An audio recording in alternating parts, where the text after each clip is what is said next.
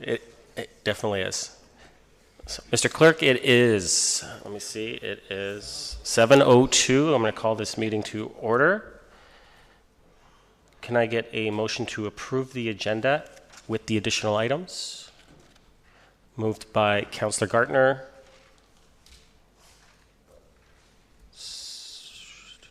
Seconded by Councillor Tom. Any comments or questions on the agenda?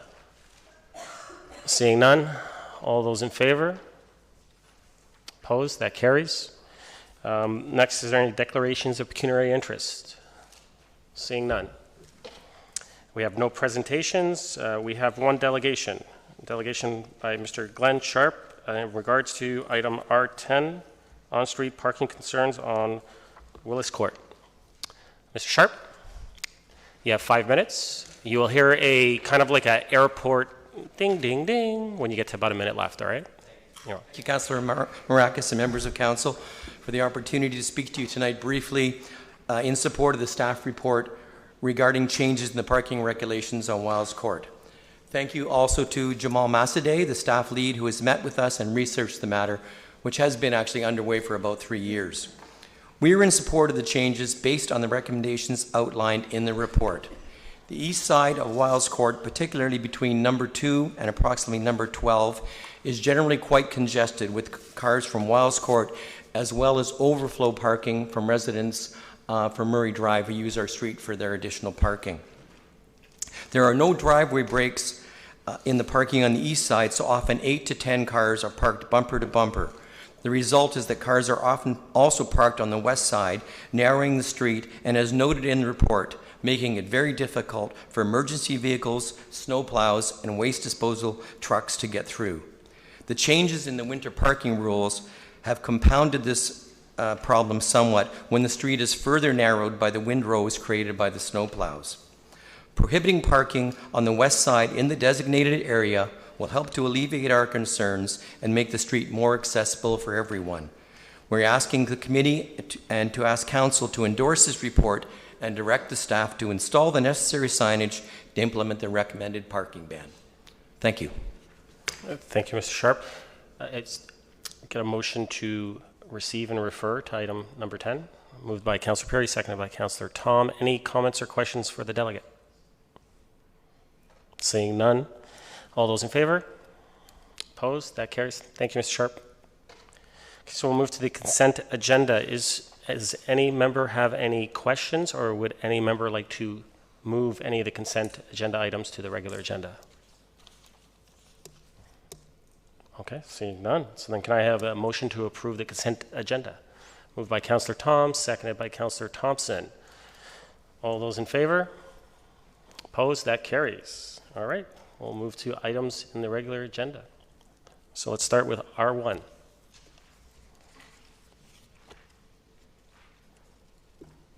Can I get a motion? Councillor Perry moves it, seconded by Councillor Thompson. Any comments or questions?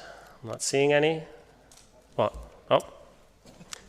Councillor Perry. You guys got to be quicker with those buttons today. It wasn't working on me. I disagreed with the first amendment, so I definitely don't agree with any more amendments, so I gladly support the staff recommendation. Thank you, Councillor Perry. Councillor Thompson. Thank you, Mr. Chair. Through to Ms. Van Leeuwen. Ms. Van Leeuwen, in the report, it talks about, acknowledges the fact that in our recent revision of the sign bylaws, we took out those A-frame signs, and that bylaw officers are currently talking to businesses, and a number of them did have those A-frame signs. Are you aware of other businesses who, should this be granted, would probably come forward with other, variance requests to be reinstated as well?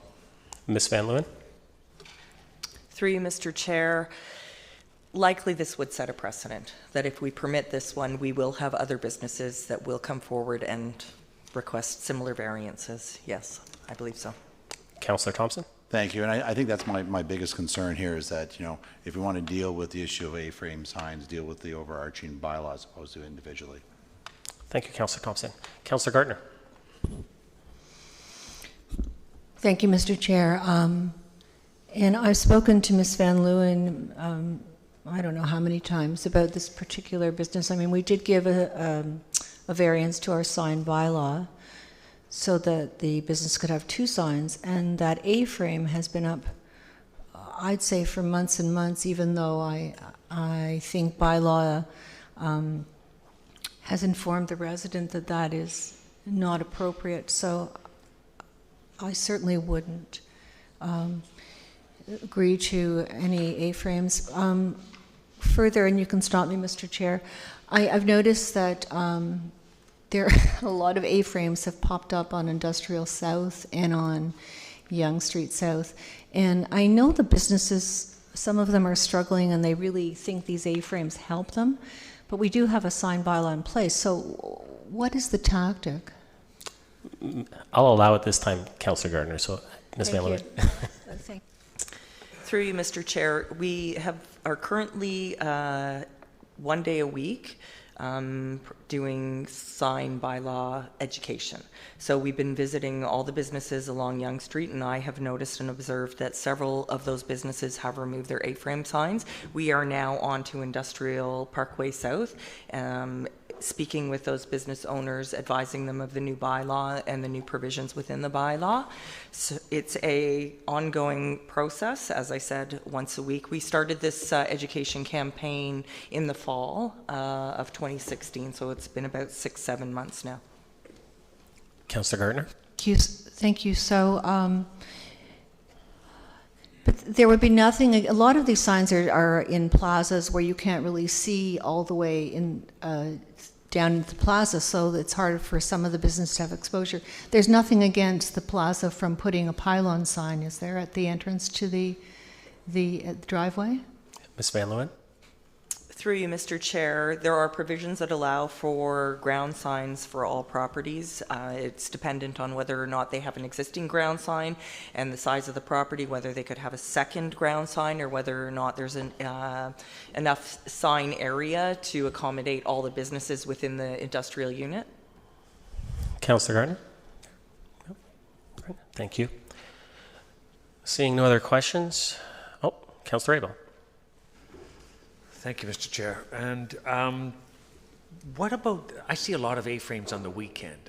So could I ask through you, how are we mediating that? A lot of them are for, I think for real estate, and there's been a massage one on Wellington that it's been there every day since. So what is being done on these regards? I know you just covered it on industrial, but through you, Mr. Chair, could I ask, what are we doing on the weekends for the signs that are popping up, the A-frames? Thank you, Councillor Abel. Ms. Van Leeuwen. Through you, Mr. Chair, there are A-frames that are placed at regional intersections, and the region has authority over those regional intersections. So home builders, signs, and things like that. Typically, I've seen them at those intersections, and there is an approval sticker on the back that will have York Region on them. And open house signs are permitted in our bylaw. So if you're talking about real estate open house signs, they are permitted for a 24-hour period. Thank you, Ms. Van Leeuwen. Councillor Abel. Seeing no other questions, I'll call the vote. All those in favor? Opposed? That carries. Go to R2. Get someone to move this. Moved by Councillor Thompson, seconded by Councillor Tom. Any comments or questions on this item? Seeing none, all those in favor? Opposed? That carries. So R3.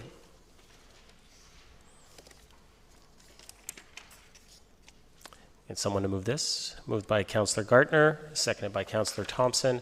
Any comments or questions on this item? Councillor Thompson. Thank you. Perhaps through you to Mr. Ramuno. Mr. Ramuno, it talks in here about having only 100 parking spaces, but yet at the same time, the hotel is being built for 108 rooms. So I guess my question would be that should they ever be at max capacity, when you include staffing, where would the overflow be expected to park? There really isn't anything anywhere remotely close. Mr. Ramuno. To you, Mr. Chair. I mean, that's true, but the applicant in their request to reduce the parking rate supply, they've submitted a parking study to justify the lower parking rate. And part of the rationale is obviously that, it's a question of whether their occupancy is going to be 100% all the time, which is highly unlikely, and not everyone is going to arrive with their personal vehicle. So we took a look at the parking study, and we were satisfied with the recommendations, and we can support the reduction. Councillor Thompson? Oh, you done? They will need to submit a minor variance application to lower the parking rate based on our current bylaw standard. Thank you, Mr. Ramuno. Councillor Thompson? Thank you, Councillor Thompson. Councillor Gardner? Thank you. Following up on Councillor Thompson's question, I mean, we're hoping that this hotel is going to be very successful, that we need it, and it will draw people. So where will people park if they do have full occupancy? Mr. Ramuno? Oh, sorry, Councillor. Sorry. I mean, maybe some people will be coming by taxi, but a lot of people will be coming by car, I would think. Mr. Ramuno? Through you, Mr. Chair.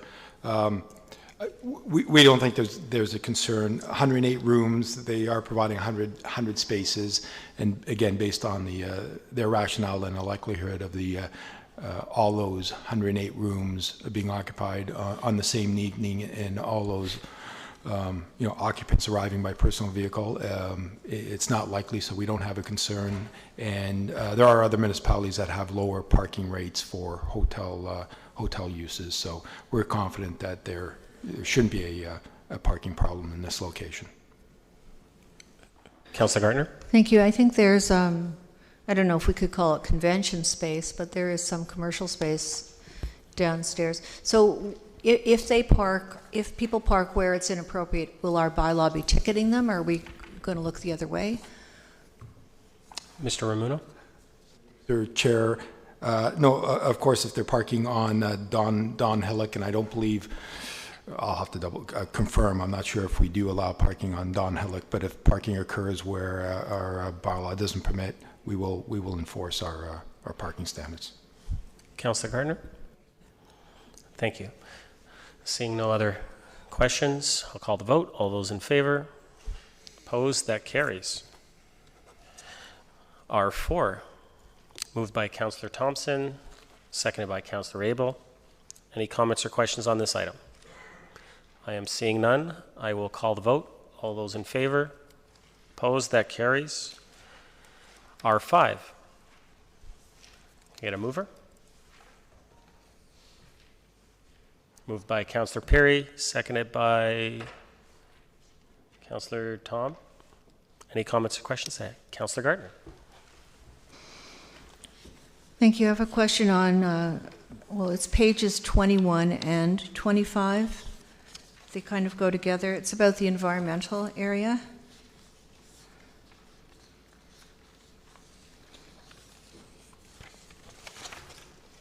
Okay, and your question? So it's under the R5, page 25, stormwater management.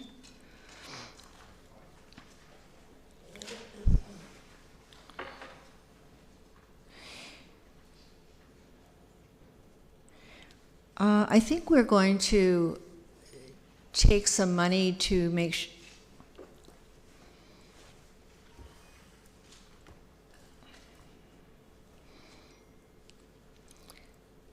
It's with regard to the maintenance recommendations that starts on line 3. Councillor Gardner, can we get that page again? Page 25. Is that page 25 of the report or page 25 of the agenda? Our agenda doesn't have any pages now. Okay, I just want to make sure so no one gets confused. And through you to Mr. Clerk, I wish it did. We were supposed to be getting that. So just before Councillor Gardner continues, does everyone know what page we're looking at? Okay. Councillor Gardner? So it has to do with maintenance requirements. So how do we deal with this with respect to the developer? Are they responsible for maintenance? Do they give us some money for maintenance? Is it completely for the town to take care of this? Mr. Romano? Certainly, through you, Mr. Chair. Combination of both. I think, Councillor Gardner, you're referring to condition 13, 14. So we do require, we do collect a cash contribution for long-term stormwater management facilities maintenance. We put that in a reserve. Again, long-term, because once the subdivision is assumed, those stormwater management facilities are our responsibility. So we do collect a maintenance charge from developers. We also, in condition 13, refer to, because within this development, we're not going to see conventional ponds. There will be the LID, the low impact development, sort of the bioswales within the boulevard, and so we do make reference to it is, I guess you can call it new technology, even though we've approved a couple subdivisions, the appropriate maintenance manuals for our staff to just to have an understanding as we move forward when need be to go in and do regular maintenance. So we will be collecting maintenance fees. Councillor Gardner? The reason I'm asking this is because this has been a difficult block to develop, and there's a fairly large environmental area that runs to the northwest, and I think the water flows north in this area, if I'm correct. So any stormwater management, I mean, it is a sensitive area, so we need to be very careful with what happens here. And so this will be checked regularly to make sure the environmental area isn't infringed upon? Mr. Romano? Through you, Mr. Chair, yes. And out of the entire block, almost half of it is within the EP block that will be conveyed to us. And along the north end of those employment blocks, we've secured a 10-meter buffer to protect for, as added protection. Those blocks will be secured, appropriately zoned, and the majority of stormwater management facilities will be along within the right-of-way allowance. So proper protections are in place. Thank you, Mr. Romano. Councillor Gardner? And just as an added comment, these blocks are going to be for purchase and sale. So it is going to be in the subdivision agreement, and the town will make sure that all of these new owners are fully aware of this. Is that a question, Councillor Gardner? It's a question. Question? Mr. Romano? Certainly, through you, Mr. Clerk. That's correct. Once the subdivision is registered, those individual blocks will be created, and council will be considering those future site plan applications for each individual appropriate blocks when those applications come forward, and there will be the proper notices registered on title to each of those blocks within the subdivision. Councillor Gardner? Any other comments or questions? Seeing none, I'll call the vote. All those in favor? Opposed? That carries. R6. Get someone to move that? Moved by Councillor Gardner. Seconded by Councillor Tom. Any comments or questions on this item? Councillor Gardner. Thank you, Mr. Chair. And this has been a problem for the town. I think it's a problem for most municipalities about dogs being on leash and people being either scared or injured. And a lot of people do not adhere to the bylaw, even though it's posted.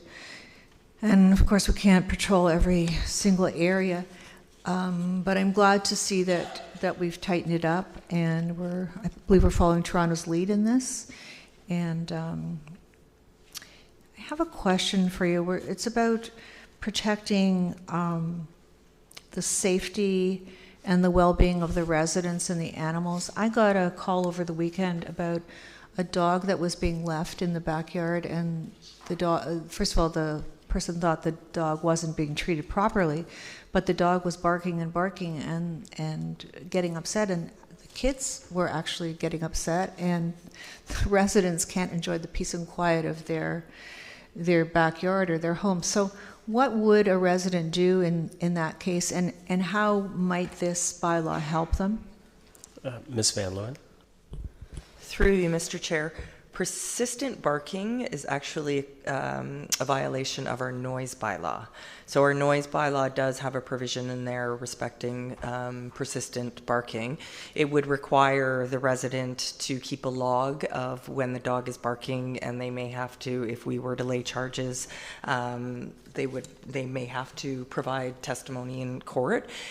With respect to animal control bylaw, there is provisions in there around shelter and protection of animals in a rear yard, so that in extreme weather, cold weather, heat, that they have protection. Thank you, Ms. Van Leeuwen. Councillor Gardner? So if the residents, if they keep a log or if they fear that the animal is being mistreated or not safe, they would call bylaw and animal control? Ms. Van Leeuwen? Through you, Mr. Chair, they could start with bylaw. We can certainly relay the message to OSPCA if it's regarding the care of the animal. We would probably, with respect to persistent barking, we would visit the dog owner and, have a conversation. That's where we would start. Councillor Gardner? Thank you very much. I'll relay that message. Thank you. Thank you, Councillor Gardner. Any other comments or questions? Seeing none, I'll call the vote. All those in favor? Opposed? That carries. R7. It's someone to move this. Moved by Councillor Thompson, seconded by Councillor Tom. Any comments or questions on this item? Councillor Perry. Thank you, Mr. Chair. Through you to Mr. Nandarozny. Actually, I think I'll go still to Doug. Is this amount enough to mitigate fluctuations? That's my biggest concern. Mr. CAO. Through you, Mr. Chair, of course, one never really knows what's enough until you get some experience going. But based on our past spending, I think this is more than enough to buffer us for a couple of years. So, of course, if we had 3 bad years in a row, then we might be back at here with some new experience, some new numbers based on experience. But we think this is a sufficient amount to start it for sure. Councillor Perry. That's it. Thank you. Thank you, Councillor Perry. Councillor Gardner. Thank you, Mr. Chair. Through you to Mr. Elliott. Mr. Elliott, I believe that we had a winter reserve at one point. I'm guessing from the chart on page 3 that it was until 2012. And then just approximately, it looks like there was over $700,000 that was transferred somewhere. I'm guessing to the general reserve. Mr. Elliott.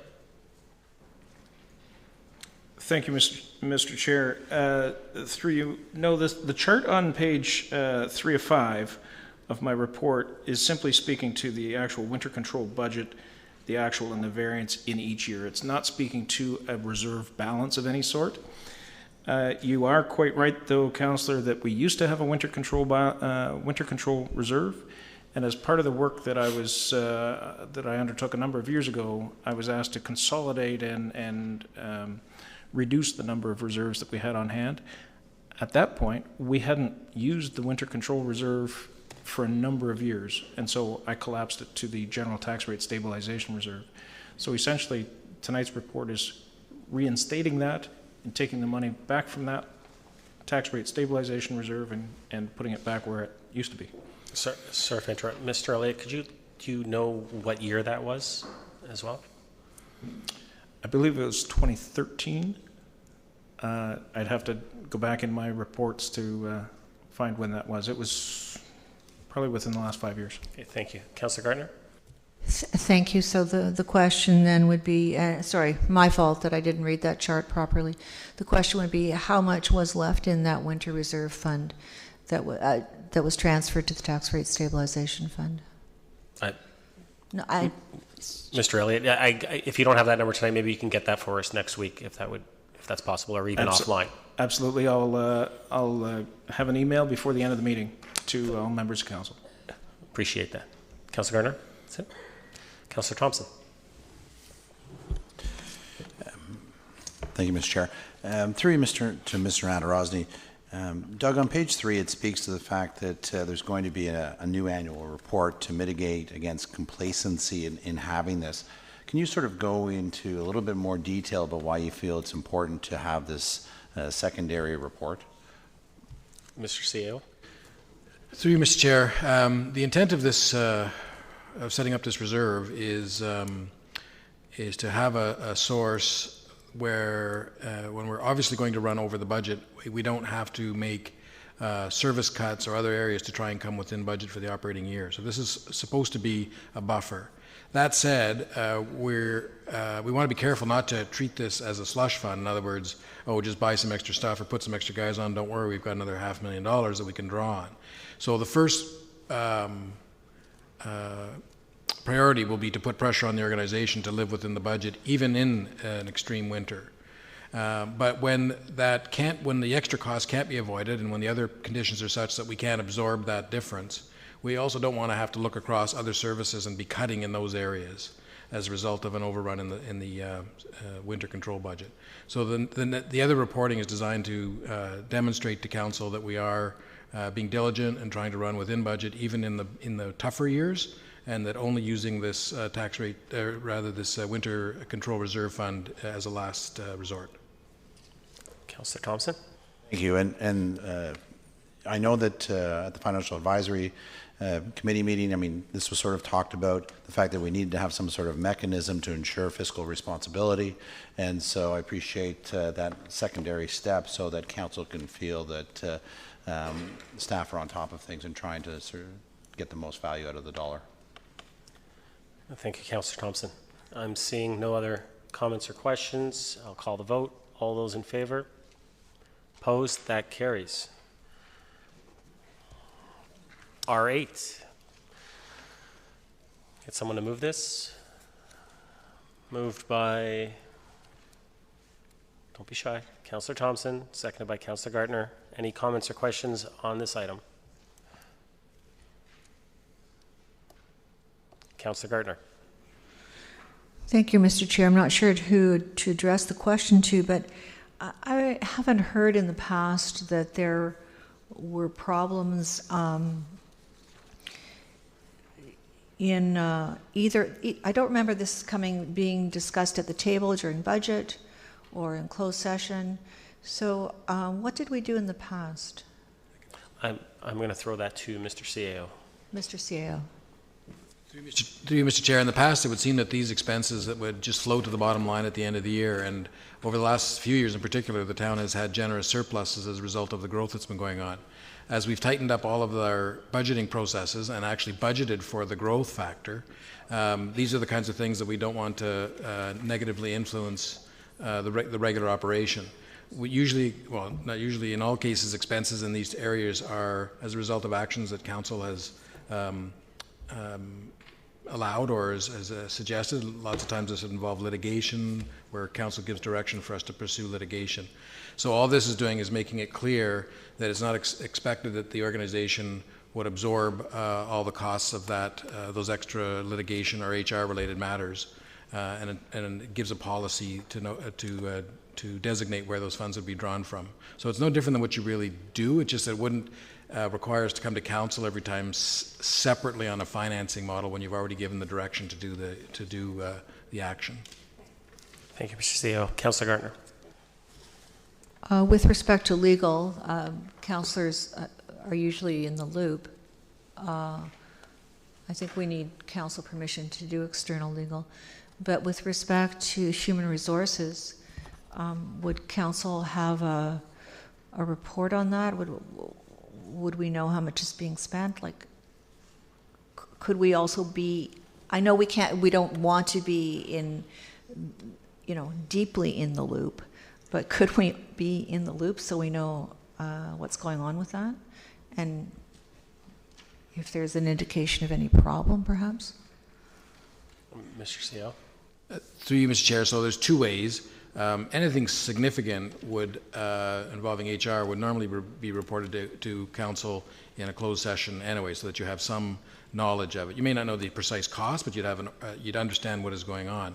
The other reality is that any draw from the Tax Rate Stabilization Reserve Fund is ultimately reported out and accounted for to council. So it may be that you initiate an action at some point in the year, and months later you get the sort of full accounting of it as it relates to just accounting for the Tax Rate Stabilization Form.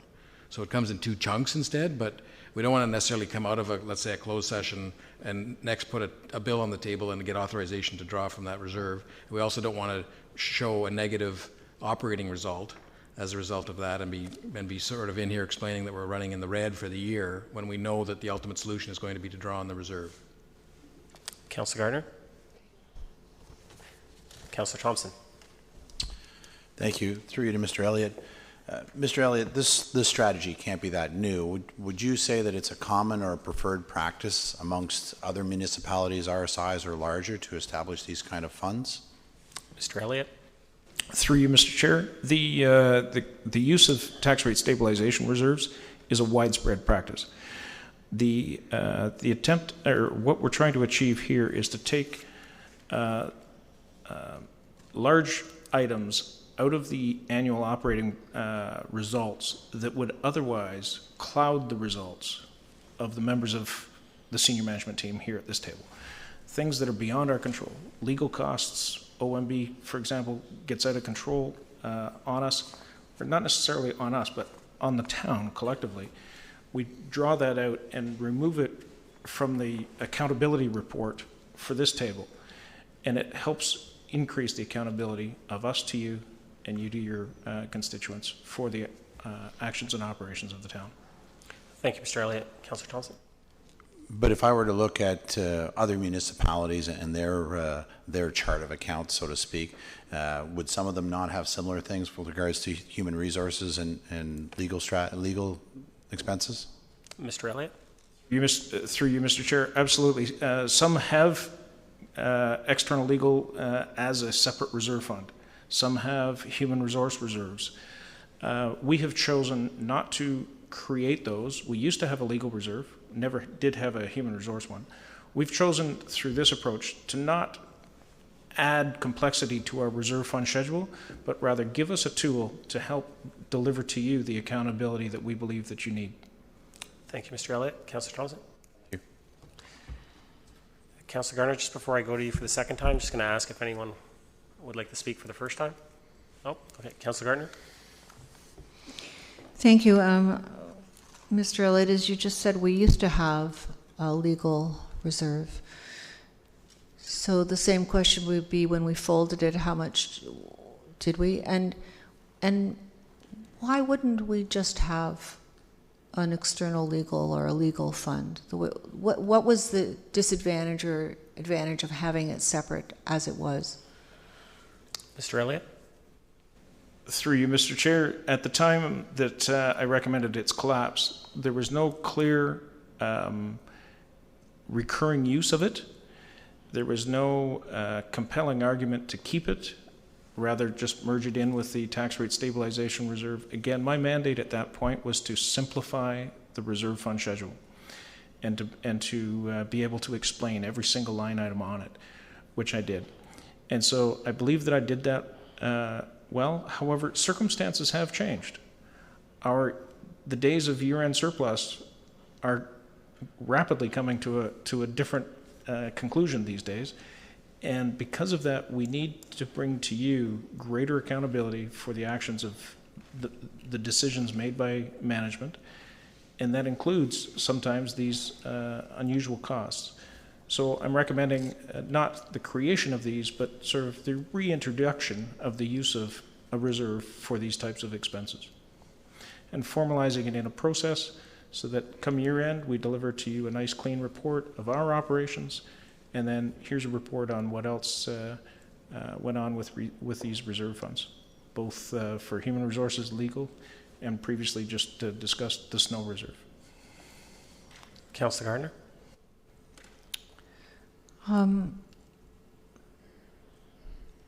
The tax rate stabilization fund, that comes out of the tax levy. Through you, Mr. Chair. Mr. Elliott. Through you, Mr. Chair, those are indeed tax rate dollars that have been allocated to that reserve over time, either through annual surpluses or specific contributions to it. Some municipalities are shooting to have 10 to 15% of their annual operating budget as their target for tax rate stabilization reserve amounts. And so, again, depending on what other reserves you have, maybe you don't need 15% total if you've already got a legal and an HR and a winter, and the remainder doesn't need to be quite so much. So we're taking this approach. We believe that it's a fair balance between simplicity of the reserve schedule and clarity for our year-end operating results. And yes, Mr. Chair, I'll include in my email the closing balance of the legal. Thank you very much, Mr. Elliott. Councillor Gardner? The money that's in the tax rate stabilization reserve now is there because we feel it's the appropriate amount? Through you, Mr. Chair. Mr. Elliott? Yes, that's correct. Councillor Gardner? We're just kind of moving money around. We're stabilizing the tax levy through a stabilization fund, but now it's stabilization funds. Mr. Elliott?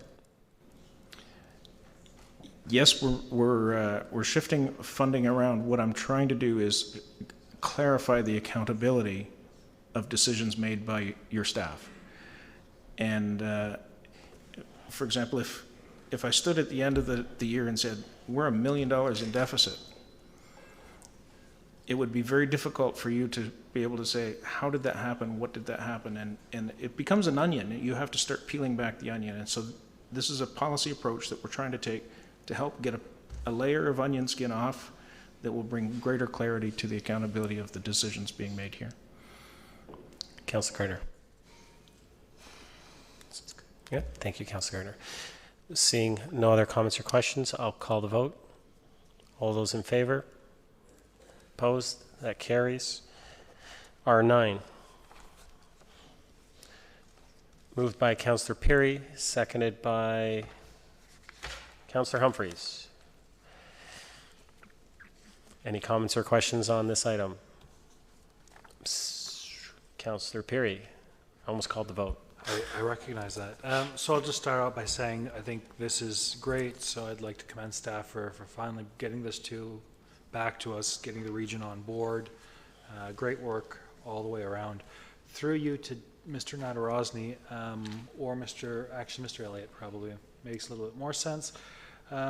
With regards to the deferral, it states in the report that it will remain in effect up until the time that there's a change of use on the site. What happens if there's a sale of the property before there's a change of use? So if it changes from one hotel to another type of hotel and somebody's selling it, would the development charges be payable by the former owner of the site or by the new owner if they change the use? Mr. Elliott? Through you, Mr. Chair, an excellent question. The intent is that the deferral agreement is transferable to a subsequent owner and is only triggered with a change of use from a hotel to something else, whether it's a residential schooling or any other use. Those DCs would be payable. Will that ever happen in reality? Not likely, and so de facto it's a permanent waiver of DCs, but this is the way to do it inside the context of the limitations of the DC Act. We'll get it cleaned up in our next DC bylaw. Thank you, Mr. Elliott. Councillor Perry? Thank you. Seeing no other comments or questions, call the vote. All those in favor? Opposed? That carries. R10. Moved by Councillor Abel, seconded by Councillor Gardner. Any comments, questions? Seeing none, call the vote. All those in favor? Opposed? That carries. R11. Moved by Councillor Perry, seconded by Councillor Thompson. Any comments or questions on this item? Councillor Gardner. I think we're going to hear complaints from the public, but we have no choice in this matter. Is that correct? That's a comment, yes. I think so. Thank you. Thank you, Councillor Gardner. Any other comments, questions? Nope. Calling the vote. All those in favor? Opposed? That carries. R12. Moved by Councillor Tom, seconded by Councillor Humphreys. Any comments or questions on this item? Councillor Gardner. I just found the report kind of shocking. I'm glad that staff are aware of this and are going to remediate it. Thank you, Councillor Gardner. Any other comments or questions? Okay, all those in favor? Opposed? That carries. R13. Moved by Councillor Thompson, seconded by Councillor Humphreys. Comments or questions on this item? Seeing none. All those in favor? Opposed? That carries. R14. Moved by Councillor Humphreys, seconded by Councillor Thompson. Any comments or questions on this item? Seeing none. All those in favor? Opposed? That carries. Well, we're done 14 items. So we're going to move to, there's no notices of motion, so we're going to move to new business. I will start to my left. Councillor Perry. I have no new items. Thank you. Councillor Tom. None? Councillor Humphreys, anything for you? Councillor Abel.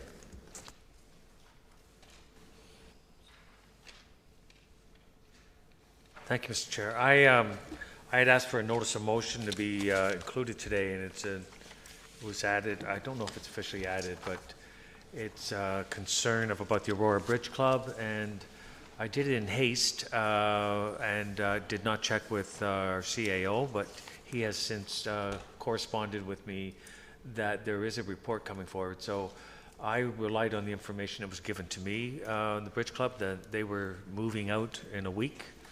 As they believe that was instructed. So